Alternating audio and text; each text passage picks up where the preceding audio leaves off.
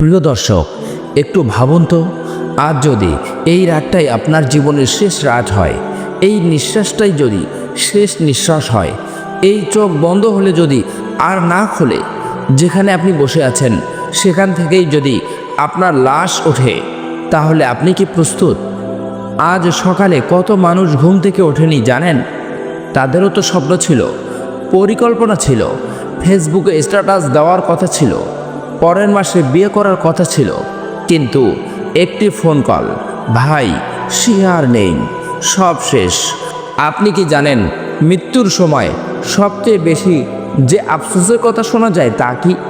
কেউ বলে না আর একটু টাকা চাই, কেউ বলে না আর একটু দুনিয়া চাই, সবাই বলে হে আল্লাহ আমাকে আর একটু সময় দাও, 2 রাকাত নামাজ পড়ব, একটা তওবা করব, কিন্তু সময় আর ফেরে না।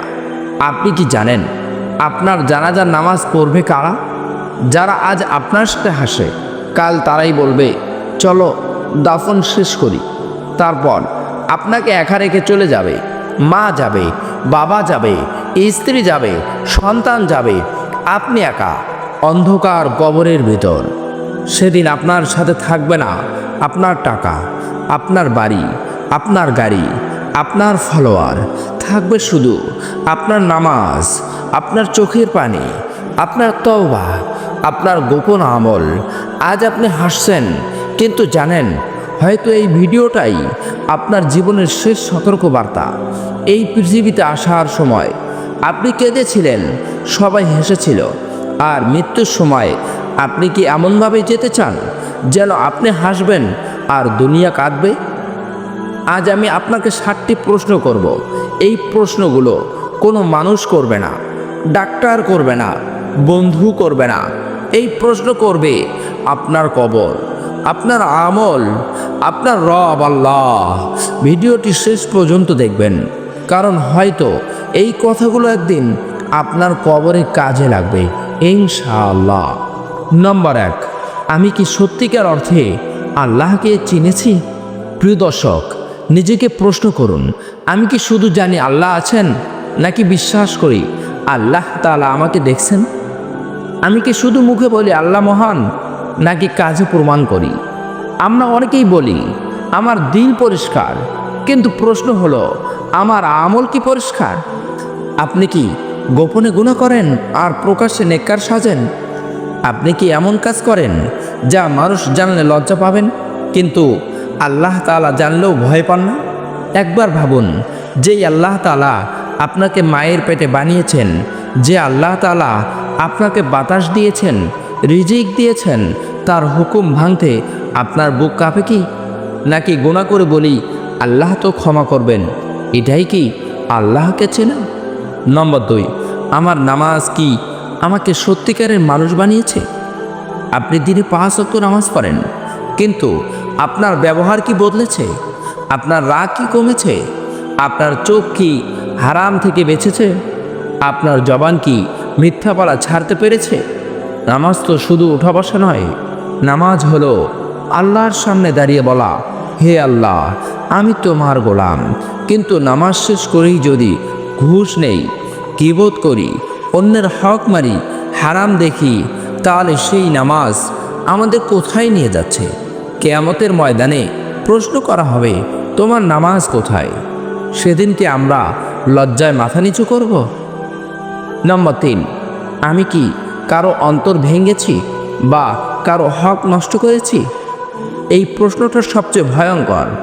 আপনি কি কখনো মায়ের সাথে রাগ করেছেন, বাবার সাথে অবহেলা করেছেন, স্ত্রীকে কাঁদিয়েছেন, কাউকে ঠকিয়েছেন, কারো টাকা আটকে রেখেছেন? আপনি হয়তো ভুলে গেছেন, কিন্তু যার বুক ভেঙেছে সে ভোলেনি। আর আল্লাহ তো 1 সেকেন্ডও ভোলেন না। কিয়ামতের দিনে যখন বলা হবে যাকে কাঁদিয়েছো সামনে আসো, তখন আপনি কোথায় পালাবেন? সেদিন নামাজ কাজে আসবে না, রোজা কাজে আসবে না, যতক্ষণ না সেই মানুষ আপনাকে মাফ করে। আর যদি সুযোগ থাকে ফোন করুন, ক্ষমা চান, টাকা ফেরত দিন, নইলে কিয়ামতের দিনে দিতে হবে নামাজের নেকি দিয়ে। নম্বর 4, আমি কি দুনিয়াকে আখিরাতের চেয়ে বেশি ভালোবেসেছি? একটু নিজের দৈনন্দিন জীবন দেখুন। ফজরে আজান হয়, ঘুম আসে, মোবাইলের নোটিফিকেশন আসে, ঘুম ভাঙে, কোরআন খুলতে মন চায় না, ফেসবুক খুলতে হাত কাঁপে, মসজিদ দূরে মনে হয় কিন্তু বাজার, দোকান, আড্ডা কাছে মনে হয়। নিজেকে প্রশ্ন করুন, আমি কি দুনিয়াকে স্থায়ী ভেবে বসেছি? আমি কি এমনভাবে বাঁচছি যেন কখনো মারা যাব না? অথচ কবর বলছে আমি তোমার অপেক্ষায় আছি। নম্বর 5, আমি কি মৃত্যুর জন্য বাস্তবিক প্রস্তুতি নিয়েছি? শেষ কবে আপনি কবরস্থানে গিয়েছেন? শেষ কবে লাশ দেখেছেন? শেষ কবে ভেবে কেঁদেছেন একদিন আমিও এমন হব? আমরা উইল করি জমির জন্য, টাকার জন্য, কিন্তু আত্মার জন্য কি প্রস্তুতি? আর যদি ডাক আসে, আপনার ঘরের দরজায় মালাকুল মউত দাঁড়ায়, আপনি কি বলবেন? হে আল্লাহ, একটু সময় দাও। কিন্তু সময় আর দেওয়া হবে না। নম্বর 6, আমি আমার সন্তান ও পরিবারকে কি শিক্ষা দিয়ে যাচ্ছি? আপনি মারা গেলে আপনার সন্তান কি বলবে? আপনার বাবা নামাজি ছিলেন, নাকি বলবে বাবা শুধু টাকার পেছনে দৌড়াতেন? আপনি কি সন্তানকে শিখিয়েছেন দোয়া, নামাজ, কোরআন, পর্দা, সততা, নাকি শুধু শিখিয়েছেন কিভাবে বেশি টাকা আয় করতে হয়? মনে রাখবেন, সন্তানের প্রতিটা ভালো আমল আপনার কবরে নূর হবে, আর প্রতিটা খারাপ আমল আপনার কবরে আগুন হবে। নাউজুবিল্লাহ। নম্বর 7, আর যদি আল্লাহর সামনে দাঁড়াতে হয়, আমি কি লজ্জিত হব? এই প্রশ্নের উত্তর দিতে বুক কাঁপে।